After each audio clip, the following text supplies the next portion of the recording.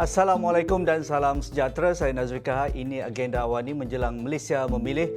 Pastinya setiap parti sudah berada di pecutan terakhir untuk berhadapan dengan pilihan raya umum ke-15. Dikatakan ibu segala pilihan raya, dan pada malam ini saya bersama dengan Susur Agung UMNO iaitu Datuk Seri Haji Ahmad bin Haji Maslan yang pastinya individu paling sibuk mengkoordinasi segala pentadbiran parti dan juga melihat apakah perkara-perkara pentadbiran dan sekretariat untuk menjadi satu prioriti menjelang hari penamaan calon yang bakal diumumkan tarikh-tarikh penting oleh SPR pada mesyuarat mereka pada 20 hari bulan. Jadi saya ambil masa sedikit Susur Agung UMNO untuk bersama kami di agenda awani pada malam ini. Terima kasih Datuk Seri. Assalamualaikum warahmatullahi wabarakatuh. Salam sejahtera penonton. Terima kasih Haji Nazri. Terima kasih Astro Awani yang memberi peluang untuk saya ke udara pada malam ini. Terima kasih. Datuk Seri, menjelang pilihan raya umum ke-15 dan yang terkini nampaknya Duli Yang Maha Mulia Sri Paduka Baginda yang Sri Paduka Baginda Sultan Negeri Perak Sultan Nazrin sudah pun memperkenankan pembubaran Dewan Undangan Negeri Perak berkuat kuasa pada hari Isnin. Jadi apa respon Susur Agung UMNO dengan negeri terkini membubarkan Dewan Undangan Negeri? Itu adalah tentunya sesuatu yang kita jangka. 3 negeri di bawah Barisan Nasional iaitu Pahang, Perlis dan juga Perak. Kita tidak akan ada pilihan raya negeri untuk Melaka, Sarawak, Sabah dan juga Johor, dan ada 6 di bawah PN dan PH yang tidak membubarkan, iaitu Penang, Selangor, kemudian Negeri Sembilan, Kedah, Kelantan, Terengganu. Itulah kedudukan setakat hari ini. Tetapi kalau 6 itu ingin membubarkan, masih ada lagi masa. Tak ada masalah. Mungkin ada keputusan-keputusan di saat-saat akhir, Datuk Seri. Ya. Datuk Seri, berkaitan dengan pilihan raya umum ke-15 ini, ramai beranggapan ini merupakan pilihan raya yang dimahukan oleh UMNO Barisan Nasional. Apa respon Datuk Seri? Sebenarnya pilihan raya ini dimahukan oleh pihak pembangkang juga. Cuma mereka oleh kerana agaknya kurang bersedia, maka tiba-tiba daripada mahu mereka tidak mahu. Tuduhan mereka kerajaan ini tidak sah, kerajaan sebelum inilah kurang keabsahan, kerajaan tebuk atap, kerajaan pintu belakang, itu mereka yang tuduh. Ya. Jadi kalau ada tuduhan-tuduhan seumpama itu, sepatutnya mereka bersetujulah adakan pilihan raya. Tetapi oleh kerana mereka tak bersedia rasanya, kemah besar mereka tak terbina lagi, oleh itu mereka tidak bersedia. Nak kata hari hujan, nak kata banjir, bulan 11 adalah peralihan monsun. Monsun sebenar bulan 12, bulan 1, bulan 2. Jadi kita harap SPR akan memberikan tarikh di awal November, harapnya begitu, mudah-mudahan supaya kita tidak sampai ke tahap musim monsun yang sebenar, bukan peralihan monsun. Ya, Datuk Seri, berkaitan dengan kesaan pilihan raya pembubaran dan sudah pun berlaku, tidak boleh dielakkan lagi, dan negara perlu berhadapan dengan pilihan raya umum ke-15. Tetapi rata-rata di bawah sana, walaupun UMNO beranggapan ini merupakan satu pilihan raya yang dimahukan oleh pembangkang sebelum ini, tetapi rata-rata di lapangan sana, adakah Datuk Seri merasakan rakyat juga tidak rasa selesa untuk dilakukan pilihan raya dalam situasi peralihan monsun ketika musim hujan sekarang kita lihat di Langkawi, di Sabah dan juga di beberapa negeri yang sudah pun mula banjir dan sebagainya. Adakah ini sebenarnya yang dimahukan oleh UMNO untuk melihat bahawa pilihan raya ini berlaku ketika musim banjir, tetapi dalam masa yang sama rakyat wajib menunaikan tanggungjawab mereka? Kita harap, sebagai saya ingin ulang, kita harap SPR akan membuat pengumuman tarikh-tarikh yang di awal bulan 11, bukan di akhir bulan 11 atau bulan 12. Kalau kita lihat banjir pada tahun lepas, selepas Christmas, banjir di Johor 1 hari bulan 1, kemudian bulan 2, bulan 3. Memang akan ada sedikit-sedikit banjir di sana sini, tetapi saya sebut tadi, kami juga mendapat maklumat daripada kajian kami sendiri mengenai keadaan cuaca. Antara maklumatnya ialah bahawa apa juga data yang dikeluarkan oleh Jabatan Meteorological, saya dapat maklumat bahawa mereka tambah 11%. Kalau hujan itu sejumlah yang tertentu ditambah 11%. Jadi 11% itu mungkin berlaku, mungkin tidak berlaku. Sebab itu jangkaan mereka melihat perubahan cuaca. Jadi saya harap apa yang akan berlaku ialah SPR mengumumkan dalam peringkat awal November, bukan di akhir November. Harapannya begitulah. Ya. Datuk Seri, adakah Datuk Seri dan juga UMNO Barisan Nasional merasakan terlalu yakin bahawa pilihan raya ini akan menunjukkan kekuatan semula, kebangkitan semula UMNO Barisan Nasional selepas menang beberapa siri pilihan raya kecil dan juga pilihan raya negeri, dan itu sebenarnya yang dimahukan digarap dalam snap poll sekali ini? Ya, itu memanglah apabila kita telah berjaya dalam beberapa siri pilihan raya kecil, 7 pilihan raya kecil, kemudian berjaya di PRN Melaka, 21 daripada 28 kerusi ataupun 75%, kemudian berjaya di PRN Johor, 40 daripada 56 kerusi atau 72%, kedua-duanya lebih 2/3, 2/3 66.66%.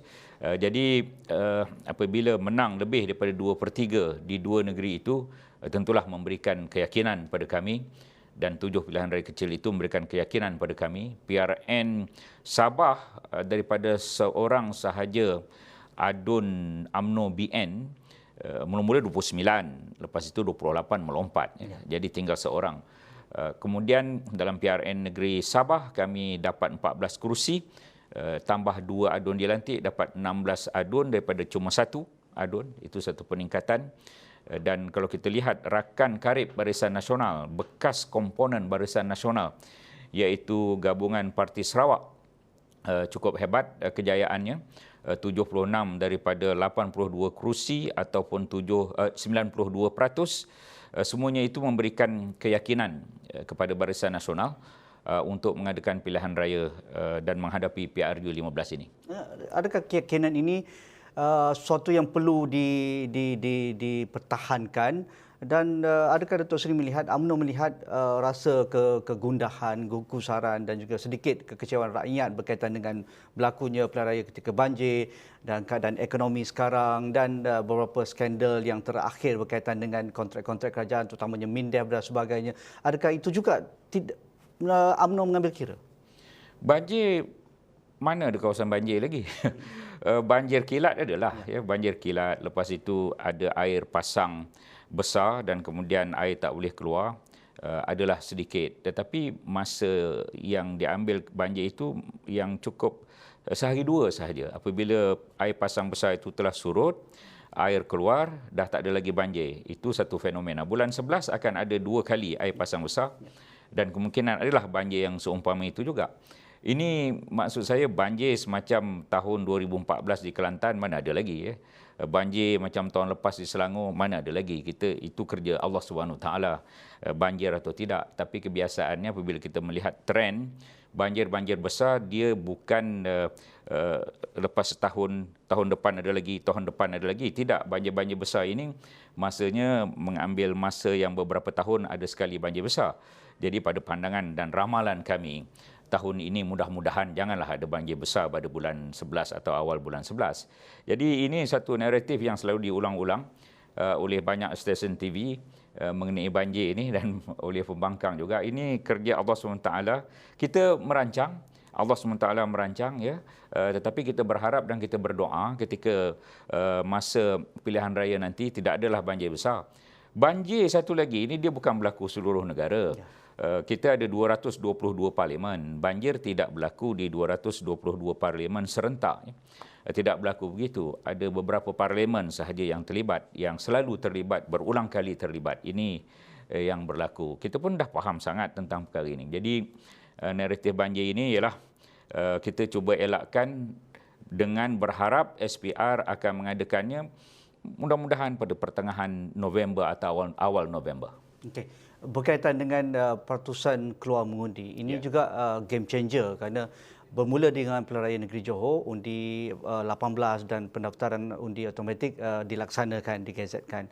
Dan juga untuk pilihan raya kali ini hampir 21 juta pemilih berdaftar akan keluar mengundi dan anak muda sekitar 6 juta. Jadi adakah ini juga antara kelompok yang menjadi tumpuan UMNO untuk menawarkan apakah bentuk kerajaan yang akan dibentuk selepas pilihan raya umum ke-15? Ya, angkanya 14.9 juta pengundi pada PRU ke-14. Pada kali ini 21.7 juta, pertambahan 6.9 juta, lebih kurang 7 juta lah ya. 7 juta ini pelbagai umur. 7 juta pelbagai umur, daripada umur 18 sampailah umur 60 agaknya. Ya, kerana ada umur-umur yang lebih 21 tahun yang belum tak pernah mengundi. Tetapi seperti biasa, demografi penduduk ialah 50-50 lebih kurang, ya. 18 ke 40 tahun 50%, 40 tahun ke atas lagi 50%. Oleh itu pada ketika kita meraihkan pengundi baru, pengundi muda, kita jangan lupa juga pengundi lama, pengundi yang telah berpengalaman mengundi beberapa kali. Dan kita harap pengundi baru tunaikanlah tanggungjawab untuk menentukan masa depan negara, dan first time voters tunaikanlah tanggungjawab itu. Dan ia telah berlaku di Johor. Kami ada keyakinan walaupun terlibat dengan pengundi muda, Barisan Nasional masih lagi menang di Johor.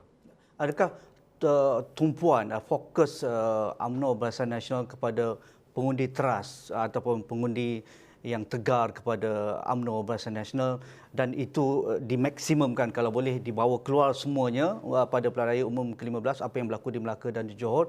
Tetapi untuk pengundi muda dan pengundi pertama kali ini, dia agak greenfield yang tidak ada pemiliknya yang boleh dikatakan mereka akan menyokong UMNO, mereka akan menyokong PN dan mereka akan menyokong JPS dan seumpamanya. Apa strategi Datuk Seri UMNO dalam hal ini? Sebenarnya mereka ada ibu dan bapa, ya. Itu semua orang tahulah.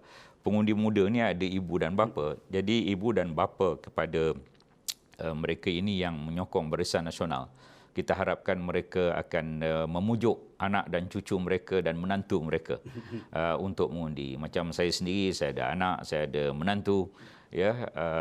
Anak dan menantu saya semuanya mengundi di Pontian.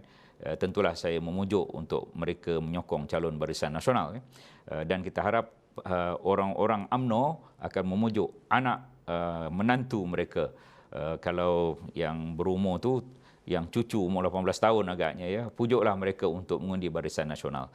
Kita ada stok putih pengundi yang selama-lama ini sentiasa mengundi dan mengundi kita terus-terusan.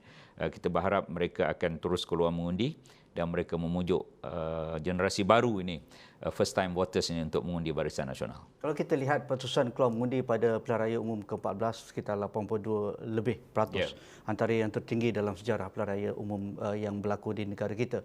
Tetapi dengan penambahan hampir 6 juta, 7 juta untuk pilihan raya umum ke-15 ini, adakah Datuk Seri melihat pertusan keluar mengundi itu akan menjadi penentu ke mana arah parti yang akan membentuk majoriti di Parlimen? Ya, memang 81%, 82%, 83% itu masa PRU 13, PRU 14. Tetapi saya sendirilah menjangkakan pada kali ini mungkin 75% agaknya lah. Ini disebabkan kerana pengundi yang begitu ramai jumlahnya. Ada yang mereka terdaftar, memang mereka ini jenis orang tak kisah tentang apa berlaku di kiri dan kanan. Mereka terdaftar juga, tapi mereka mungkin malas nak mengambil bahagian dalam proses demokrasi. Jadi saya meramalkanlah, ini ramalan saya secara peribadi, kemungkinan yang keluar mengundi 75% itu kira banyak angkanya, dan dengan peratusan keluaran begitu kita boleh kata orang itu demokrasi yang berkesan jugalah. 75% adalah satu angka yang cukup baik untuk pemilihan dan pengundian pilihan raya. Kalau kurang daripada 75%, adakah itu menunjukkan refleksi tidak menggambarkan, walaupun kita negara first past the post ataupun mengikut contoh Westminster misalnya, adakah ia memberikan satu gambaran ini merupakan mandat daripada rakyat jika kurang daripada 75% ataupun 70%? Mereka yang tidak keluar mengundi secara tidak langsung telah menyerahkan hasrat mereka itu kepada mereka yang keluar. Walaupun itu tidaklah setepatnya. Tetapi kalau mereka tidak keluar, itulah yang boleh disangkakan. Saya nak tanya kenapa mereka tak keluar? Bukannya ada rusuhan pun. Tidak pernah ada rusuhan dalam pilihan raya umum. Dah 14 kali di Malaysia. Aman damai je. Kalau hujan, pakailah payung. Jadi pada saya, mereka perlu keluar mengundi dan mudah-mudahan dengan keluar mengundi itu ada satu perasaan. Lepas kita mengundi ni Haji Nazri, dia ada satu perasaan kepuasan bahawa aku memilih parti yang terbaik, calon yang terbaik untuk memastikan negara ini stabil dan juga makmur. Okay, dan tentulah parti yang terbaik dan calon yang terbaik itu ialah daripada Barisan Nasional. Ya. Ini tentu kempen, ya. Tak ada hal. Dalam situasi pilihan raya nak menjelang, saya tak ada masalah.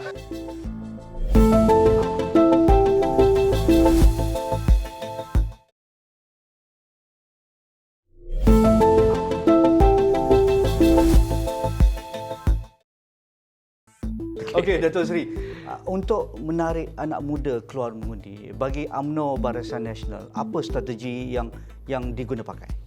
Saya dah sebut tadi, ibu dan ayah mereka. Satu lagi ialah dalam saat-saat beberapa ketika ini, tentulah ada penggunaan media sosial yang tertentu yang kita ingin jemput mereka, ya, supaya mereka keluar mengundi. Kepada yang menyokong Barisan Nasional, jemputlah keluar mengundi beramai-ramai. Kepada yang tak sokong Barisan Nasional, tak pergi pun tak apalah. Ya. Itu strategi juga. Strategi. Okey, Datuk Seri. Yalah. Lembut je. Lembut. Pasti. Kenal lama Datuk Seri ni. Minum boleh. Silakan. Datuk Seri, berkaitan dengan strategi untuk pilihan raya umum ini. Kerana pada pilihan raya Negeri Melaka dan juga Johor kita lihat. Semua strategi boleh cerita betul kat orang. Saya paksa korek juga ni. Adakah berapa peratus agaknya calon-calon baru, calon muda, calon wanita akan dikemukakan? Calon wanita 30%. Oh, dari kotak 30%. Minimum tu. Apakah maksud wanita dalam konteks yang kami sebut ini? Wanita yang pertama, calon itu wanita UMNO. Yang kedua, calon itu pimpinan di bahagian yang orang perempuan. Kalau di ketua bahagian, kita ada 4 ketua bahagian wanita. Ya. Ada timbalan, ada naib, ada setiausaha, adalah wanita ni. Itu juga dikira AJK bahagian, itu juga jika mereka daripada calon orang perempuan, itu juga wanita. Kemudian daripada parti komponen, MIC, MCA, PBRS, mereka wanita, itu termasuk dalam kita punya senarai. Dan satu lagi ialah puteri. Puteri juga orang perempuan, juga wanita, itu juga termasuk dalam senarai 30%. Apabila kita kurang 1-2% misalnya, kita akan campurkan senatorship misalnya. Dan kita dah berjaya pada PRN di negeri Johor, 25% adalah calon wanita. Oleh itu, keputusan Majlis Kerja Tertinggi, Presiden Datuk Seri Dr. Ahmad Zahid Hamidi memutuskan bersama dengan jawatankuasa Majlis Kerja Tertinggi bahawa kita bersetuju kali ini kita nak bagi 30% pada wanita. Okey. Berkaitan dengan calon muda, terutamanya di kalangan ahli parti dan juga pimpinan parti. Kita sebut sebagai calon muka baru. Muka baru ini kombinasi. Ada orang muda. Orang muda ni maksudnya 40 tahun ke bawah dah. Dan ada orang lama, 40 tahun ke atas, yang tak pernah bertanding atau sebelum itu bertanding di tempat lain ke apa semua, ya. Jika dia kali pertama bertanding di posisi itu, maka kita anggap itu calon muka baru. Dan dah disebut kemungkinan sehingga sekitar 70%. Besar tu. Besar. Sorry. Kemungkinan.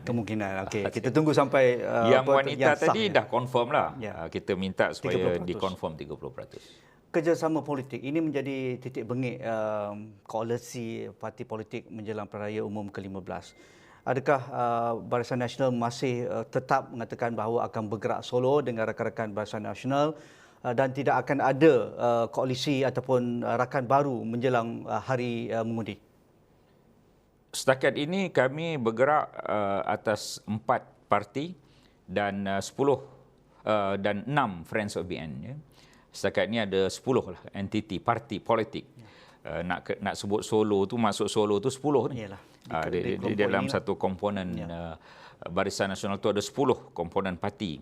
4 yang parti utama, 6 lagi Friends of PN. Jadi setakat ini, pada saat dan ketika ini, pada malam ini, sekadar waktu ini, itu angkanya. Ya, tetapi percakapan-percakapan pimpinan agak fluid, Datuk Seri. Misalnya pimpinan PAS, ada strategis PAS mengatakan mereka ingin menggesa rakan mereka dalam Perikatan Nasional, terutamanya Bersatu, kalau boleh janganlah berlaga dengan UMNO di 27 kursi. Begitu juga di kalangan pimpinan Bersatu menggesa PAS, kalau boleh kita ada strategi lain untuk menentukan pertandingan 3 penjuru dengan UMNO di 27 kursi dan sebagainya. Adakah itu semua indikator-indikator ada perbincangan lagi berkaitan dengan bagaimana manuver menjelang Pilihan Raya Umum ke-15? Itu pihak mereka yang menyatakan. Ya. Pihak kami tak ada menyatakan demikian. Ya. Kita dah faham dah 27 ke 30 kursi ni. Ya. Apabila dicampur, sekarang ni kursi-kursi itu PH yang menang. Ya. Tetapi apabila dicampur dengan undi UMNO dan PAS, UMNO dan PAS patutnya menang. Kombinasi UMNO dan PAS patutnya menang di 30 kursi itu. Angkanya ada berubah-ubah, ada 27, 28, 29, 30. Tapi kita katalah 30. 30 lah maksimum. 30. Itu ada senarainya. Dan kita tahu tempat 30 itu amat penting untuk memastikan UMNO Barisan Nasional boleh jadi kerajaan selepas PRU yang ke-15. Saya tidak pasti apa yang akan berlaku dalam hari-hari seterusnya. Walau bagaimanapun, pada pandangan kami setakat ini, jika kita ingin membuat perkongsian, adalah perkongsian secara total. Sepatutnya. Secara total. Tidak di bahagian tertentu kita tidak berlawan, di bahagian lain kita berlawan. Dia macam hipokrit lah. Payahlah nak kata jika perkara itu berlaku. Kita terpaksa hadapi jugalah. Sebagaimana di Melaka dan juga di Johor, kita dah memberi tawaran kepada PAS. Kita beri cadangan PAS ambillah 5 kerusi. Yang boleh menang. Yang boleh menang. Tetapi PAS dia nak lebih daripada kerusi itu. Akhirnya dia tidak dapat satu kerusi pun di PRN Melaka. Jika mereka menerima tawaran kami 5 kerusi, saya yakin 5 kerusi itu menang. Dan sekarang ini mereka sebahagian daripada Kerajaan Negeri Melaka. Tapi tak apalah, yang lepas kita jadikan pengajaran. Ya. Dan kita harap di kawasan 30 kerusi itu semua BN akan menang. Okay. InsyaAllah. Adakah juga ini memberikan indikator bahawa Barisan Nasional bersedia bergerak dengan komponen 10 parti itu untuk berhadapan dengan pelbagai parti pada Pilihan Raya Umum ke-15? Tetapi selepas keputusan diumumkan, mungkin itu satu langkah yang akan berbeza bagaimana electoral pact ataupun coalition pact itu akan berlaku. Itu kita tunggu apabila tiba waktunya. Jika Barisan Nasional melepasi 112 kerusi, tak ada masalah lah. Saya kira pada ketika itu ada parti-parti kecil yang lain ingin bersama lah. Tetapi yang penting Barisan Nasional mesti melepasi 112. Kita ada 222 kerusi, bagi 2 111. Ya. Nak menang 112 lah. Minima Barisan Nasional kena melepasi 112. Jadi kalau tak mencapai 112, apa pun boleh berlaku untuk koalisi parti? Yang pasti kami tentunya akan bersama dengan GPS. Kita harap GPS sudi bersama kami dan kita berkawan lama dah. Mereka sejak zaman berzaman bersama Barisan Nasional, dacing lambang di Sarawak. Dan saya mak faham tentang Sarawak ni. Isteri saya orang Sarawak, satu-satunya. Dan selalu balik Sarawak dan mengetahui keadaan politik di sana. Dan saya faham suasana di sana lebih sedikit daripada pemimpin yang lain, tetapi saya harap itulah mudah-mudahan GPS boleh bersama kami apabila tiba waktu, apabila sampai 112 sampai itu, maka kita boleh tambah lagi dengan kerusi GPS.